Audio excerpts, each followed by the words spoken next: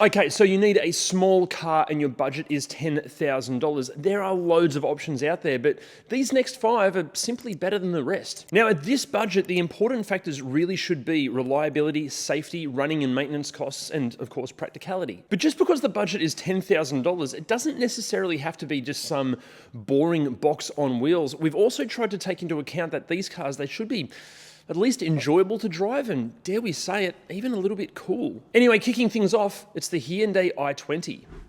We're talking the 2010 to 2015 i20 here, and even though as little as $3,000 will get you behind the wheel of an early high-kilometre example, we'd be spending a little bit more and steering you towards a post-facelift 2013 or onwards model, and if you can, in a higher spec. Here in Australia, that's either going to be the Elite or the Premium, although they are both pretty bloody rare. Even rarer and arguably more fun are the pre-facelift 1.6 litre i20s, but at the time of filming this, we could only find 3 for sale in Australia.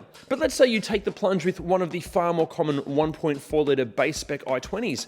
What do you get? Well, this generation i20 allowed far more cabin and practicality space than previous small Hyundais. The engine and running gear are proving to be ultra reliable. The 1.4 litre is an economical little power plant, although it's not exactly the most fun car to drive on this list. As far as features go, Hyundai were on a mission to gain fans when these were new, so the list of standard equipment is very good. And in terms of safety, this generation of i20 received electronic stability control, ABS brakes, traction control, and a number of airbags. Hence why both ANCAP and NCAP awarded the facelifted i20 a perfect 5-star result when it was tested. Although you might want to look into this because Monash University tends to disagree with their assessment.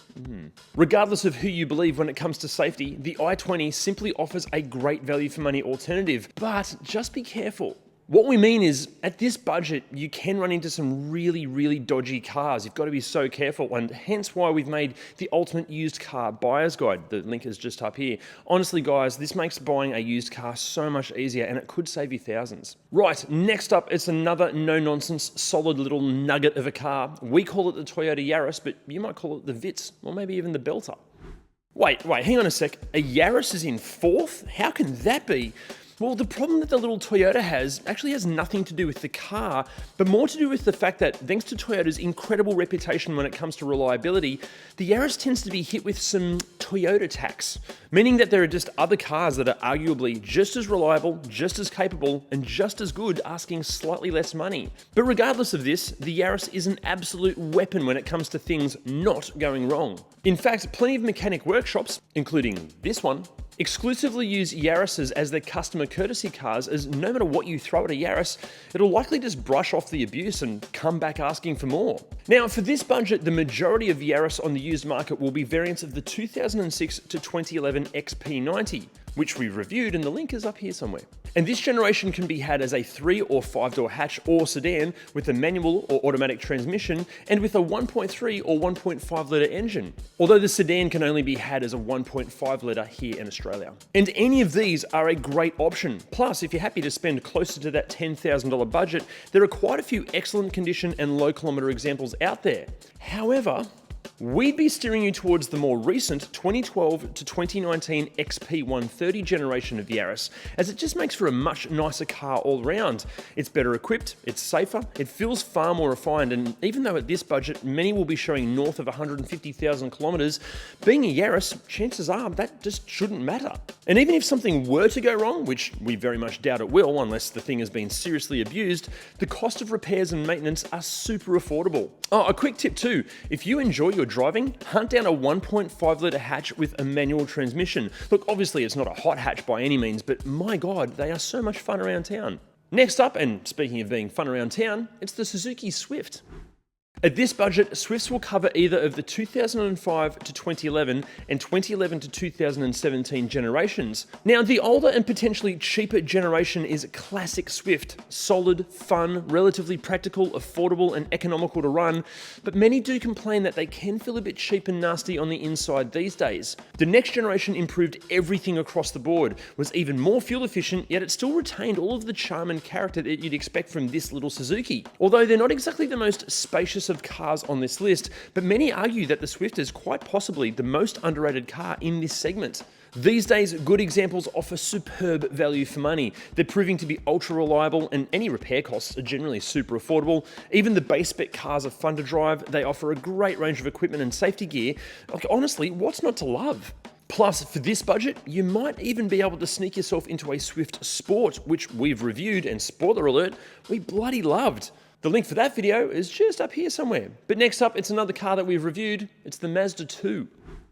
Now, for this budget, you're going to have a choice of 3 generations. The boxy little 2003 to 2007, the 2007 to 2014 second generation, and possibly even the 2014 to current third generation. Now, if you can stretch the budget to that $10,000 or just a little bit over it, we'd be going for that current third generation car. As like any newer model, it will generally be an improvement over the previous generation just about everywhere. And just like the Yaris, for a similar price, the extra kilometers on a newer example versus a lower kilometer, older example shouldn't make much of a difference in terms of reliability and running costs, thanks to Mazda's excellent build quality and reputation for reliability. But on the flip side, we'd probably look past the older 2003 to 2007 generation Mazda II, as it is heavier than its replacement model, and that impacts the fuel consumption and the driving enjoyment. Plus, it is really starting to feel its age these days, both in terms of fit and finish and the safety and equipment offered. Therefore, if you're on a budget, the sweet spot of the Mazda II lineup is the car we've reviewed, the funky little second generation. And you guessed it, the link for that video is just up there. Now, ignoring the Swift Sport for a moment, the Mazda II is arguably the most enjoyable car to drive in this category. For the longest time, Mazda's tagline has been zoom zoom, and after living with this car for a little while, every trip was genuinely fun and enjoyable. And yes, the zoom zoom seemed to suit. Yes, it's still ultra fuel efficient, and with servicing and maintenance up to date, it's showing excellent reliability and longevity. But here's the hot tip. Okay, there aren't many of these out there for this budget, but try to find a top spec Genki, and specifically in a Series 2. The Series 1 Genki is also excellent, but these Series 2 brings with it a whole bunch of extras and features. Now, before we get to our top pick, if you're enjoying this video and ReDriven in general, can you please hit those like, subscribe, and bell buttons and share our content as much as you can? Because honestly, just doing those simple little things, it helps us out so much. It helps us make more of these videos for you. Righto, taking this list out, it's the Honda Jazz, or depending on where you're watching this from, you might call it the Honda Fit, but we call it the Jazz. So the Mazda and the Swift Sport might be the most fun to drive, the Toyota might be the most indestructible, the Hyundai might be the most fuel efficient and quite possibly the cheapest to maintain, but a specific little Honda Jazz very nearly matches all of these vehicles for these attributes and then blows them away with immense levels of practicality. We're talking about the second generation 2008 to 2013 Jazz, and specifically with the 1.5 litre engine, and if you can, featuring a manual transmission.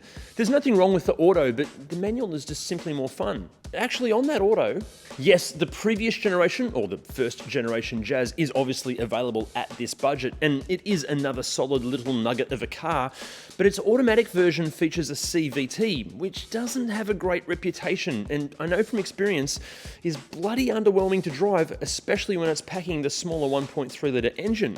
Actually, on the engines, yes, there are more 1.3 litres on the used market than 1.5s, but we argue the tiny amount of extra fuel you might use in the 1.5 is more than worth it when it comes to driving enjoyment. Plus, thanks to the 1.3 having less power, you may actually have to rev it out harder to get anywhere, using more fuel anyway. Basically, just get the 1.5. But the real attraction with the Jazz comes to just how much stuff you can fit in it. Honestly, thanks to Honda's magic seats, that's actually what they're called, the Jazz can become basically a small van. And even with the rear seats up, there's so much room in the second row, it even leaves many larger cars for dead in terms of second row accommodation. Negatives? Well, many owners complain about the lower spec models' front seat comfort, and some of the automatic models lack electronic stability control. But besides that, the Jazz is an absolute winner. Here in Australia, it's another no-nonsense solid with the manual or there are quite a few as it makes for just a slightly larger cars under 10. Mazda's tagline has been zoom zoom, and I'm just going to have a sip of water before I die. So guys, we need to know which one of these would you buy, or would you buy something completely different? Let us know in the comments. And we'll see you next week for our top 5 slightly larger cars under $10,000. See you then.